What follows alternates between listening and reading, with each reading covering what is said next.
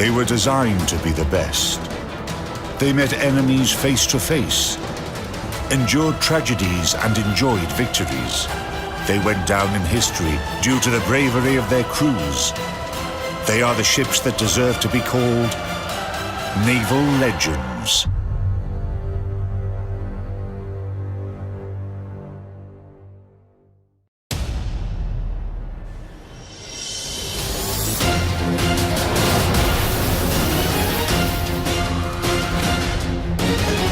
In this episode, aircraft carrier Midway, a pioneer in the jet era.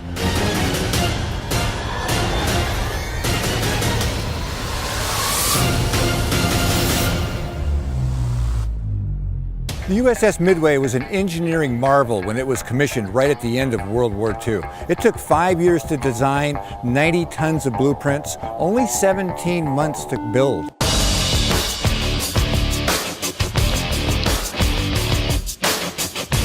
The idea to build a marvel like this was suggested by the US Navy's Bureau of Ships as far back as 1940. For American admirals, this was a dream. A carrier that would be as robust as a battleship and have at least 120 aircraft on board. Over the course of the war, the role of carrier-borne aviation increased, and the admiral's dream became more real. In autumn 1943, while the heavy Essex-class carriers were already fighting in the Pacific, the United States launched construction of a supercarrier. This has always been a dream. The Chinese built the wall, the Egyptians built the pyramids, the Japanese built Yamato, and the Americans built Midway.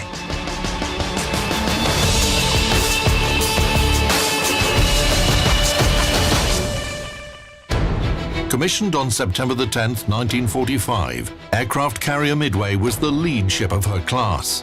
She was similar to USS Essex in terms of design, but had twice the displacement and a much higher price. Look, you've invested money in this idea, but the war shows that something's wrong. Something's not the way it should be. Something can be done better. So these funds are wasted, and you need new investments. And remember that Midway is being constructed during the war, which means the ship is constantly being upgraded. For dimensions, equipment, armament, support systems. And it turned out that one Midway cost the same as 2 Essex-class carriers. Of course, the following Midway-class ships were cheaper, but the first one was virtually made of gold, both in terms of money and implemented technical solutions.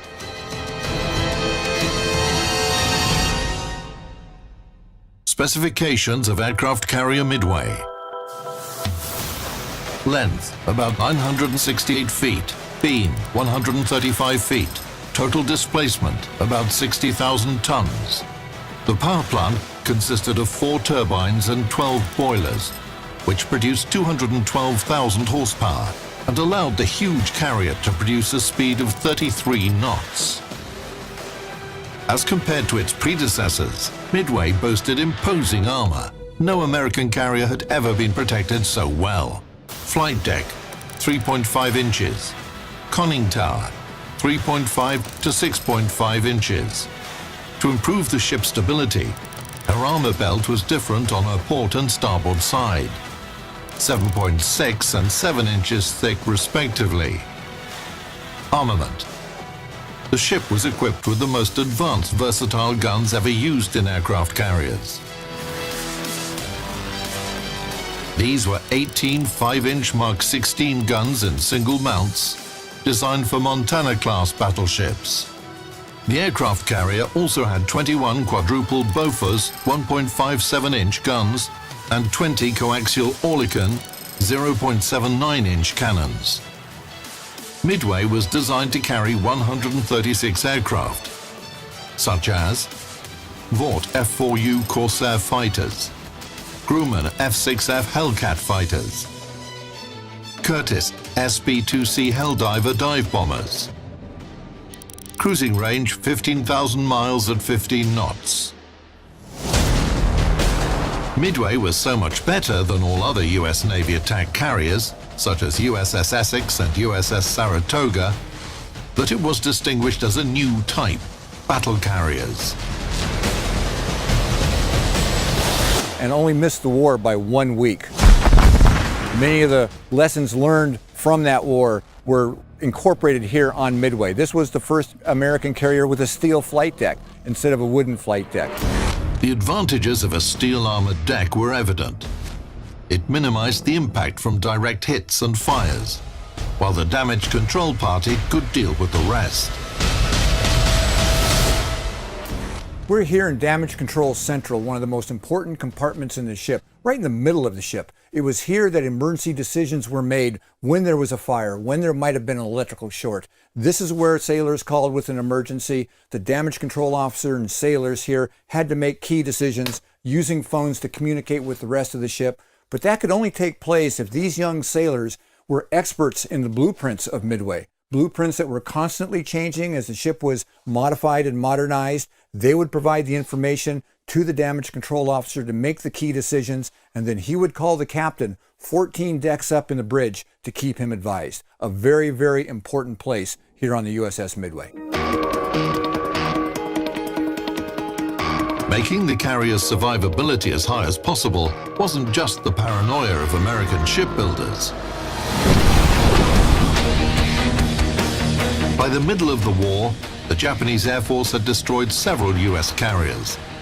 So Midway turned out to be a truly unsinkable ship, which could withstand any raid and remain combat capable even when critically damaged. Quite often you will hear an incompetent opinion that USS Midway was designed as an armored ship based on the experience of kamikaze attacks, but that's completely wrong. Kamikazes came after 4 years of the war. The Midway was designed in 1940, when the United States of America hadn't even joined the war.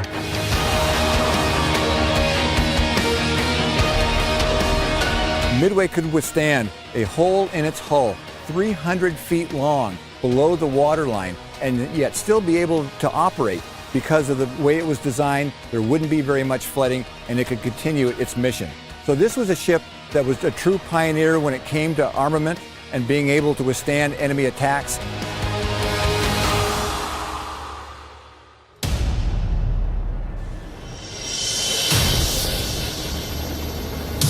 After Midway was commissioned in September 1945, she was on training for 5 months in the Caribbean, and in late February 1946, she became the flagship for the US Atlantic Fleet's Carrier Division.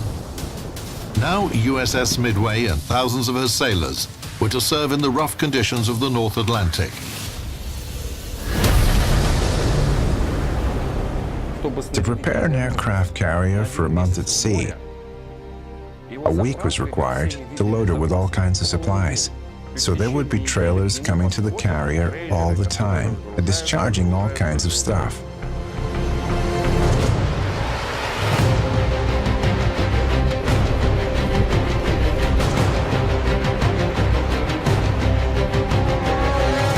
Midway was a floating city at sea, population 4,500.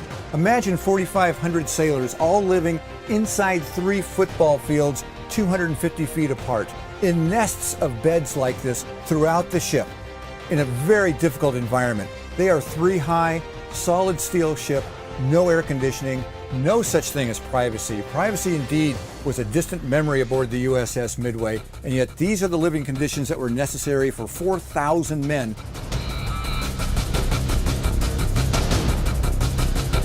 How do you take care of 4,500 men when it comes to feeding them? Well, you need 200 cooks, 10 tons of food a day, and you need to prepare 13,500 meals every single day. This is one of 6 restaurants or galleys on Midway where that took place. Cooks worked here 20 hours a day, 7 days a week to make sure 4,500 19-year-olds were well fed.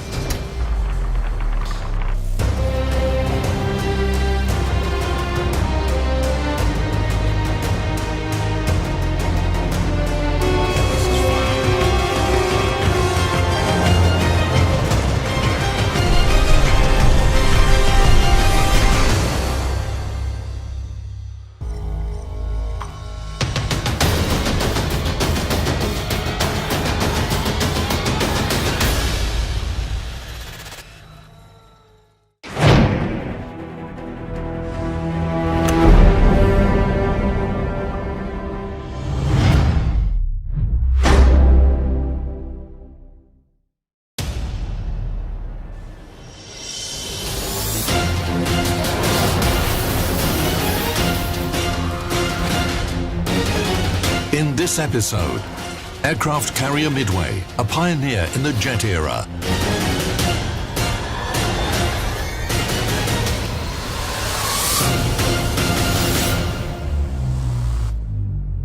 Well, no city would be complete, even at sea, if it didn't have a hospital. Well, Midway had a hospital, 18 beds, 2 surgeons, about 40 corpsmen, with complete capabilities here on the ship. There were 2 operating rooms, an x-ray room, a pharmacy, intensive care unit, 18 beds for post-op patients. So sailors aboard Midway had a complete range of medical services, especially important when it came to accidents and injuries up on the flight deck.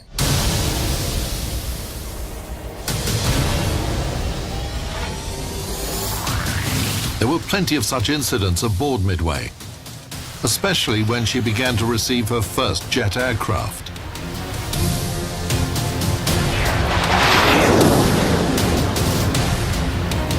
What is a jet aircraft in the 1940s? It's basically a flying shell. There's little knowledge about the flight system, about the jet engine's behavior in the air, and about landing, especially on board an aircraft carrier. Assume an airplane like that landed on the deck of Essex and exploded. The carrier would be knocked out. And here we have Midway with an armored deck. That's why the Midway-class carriers became the platform for testing the first jets in the U.S. Navy.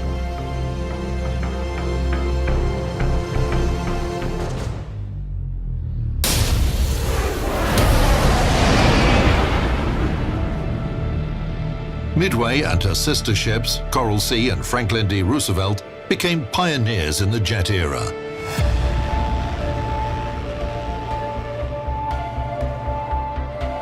On July the 21st, 1946, Lieutenant Commander James Davidson made the first jet landing on the deck of Franklin D. Roosevelt, flying a prototype XFD-1 Phantom.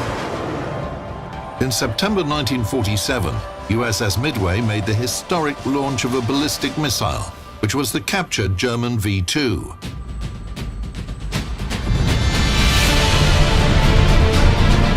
The event was attended by a group of American missile designers, headed by Wernher von Braun. And though the launch was not successful, it demonstrated the vistas of ship-based missile armament. Having missed World War II, the Midway-class carriers came just in time for the nuclear missile race.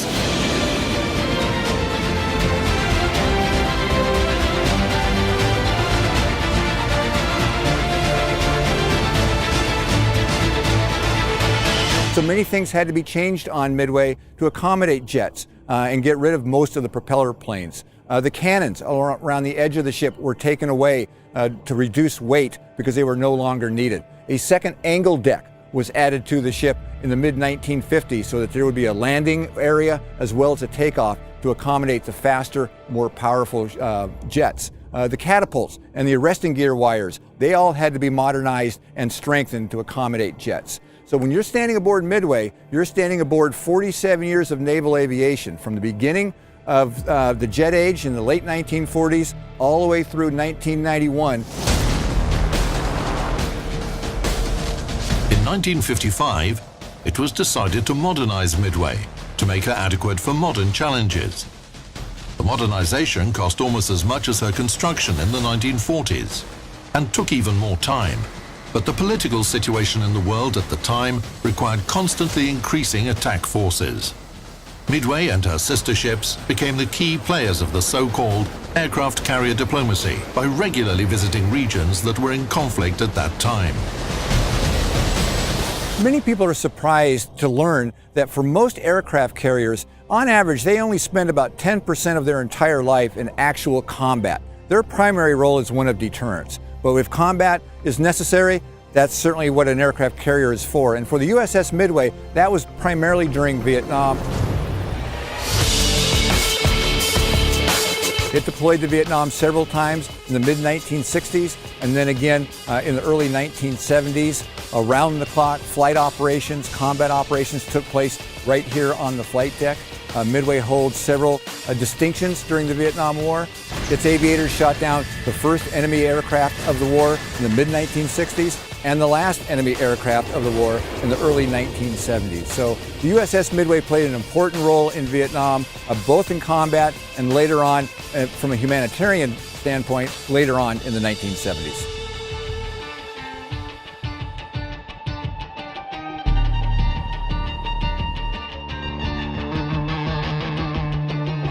USS Midway completed her mission in Vietnam with a rescue operation. Early in the morning of April the 29th, 1975, the US command organized an urgent evacuation of more than 7,000 citizens of the United States and other countries from the besieged Saigon. Helicopters bringing people from the roof of the US Embassy landed on the aircraft carrier's deck every minute, and after dropping off their passengers, returned to Saigon.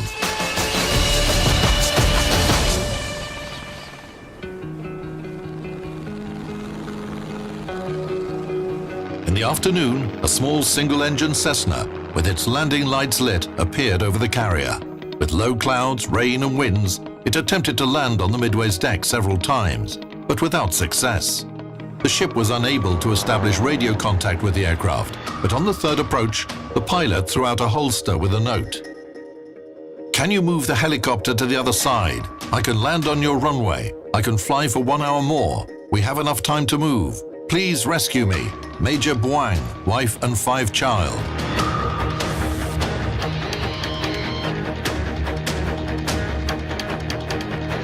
Larry Chambers, the ship's captain, understood that in order to save the refugees, he had to make the only possible decision, which could have serious consequences for his military career.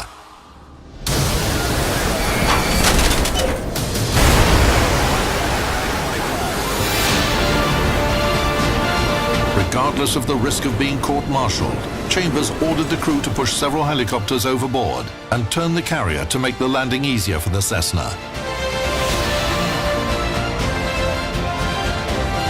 Several minutes later, the aircraft stopped on the deck, accompanied by the cheers of the ship's crew. Major Buang, his children, including a 1-year-old baby, and his wife were unharmed.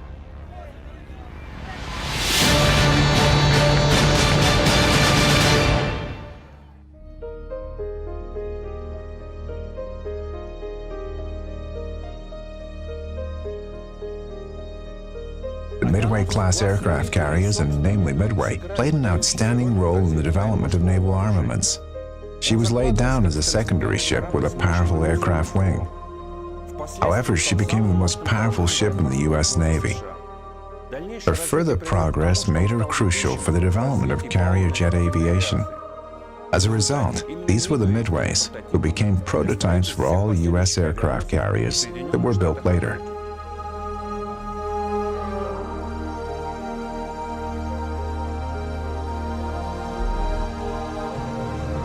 In 1991, Midway participated in the Gulf War, and it was her last combat mission. The final entry in the carrier's service record was another humanitarian operation.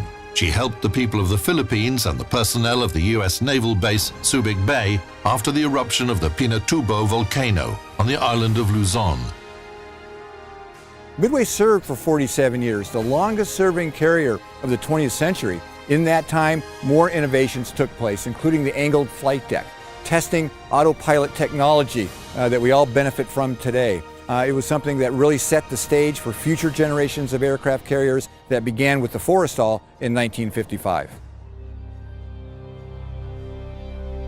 USS Midway stayed in the public eye throughout her entire career, but even after being decommissioned, she continues to draw people's attention. Her mission now is to preserve the history of the U.S. Navy and share it with anyone who visits her in San Diego, California.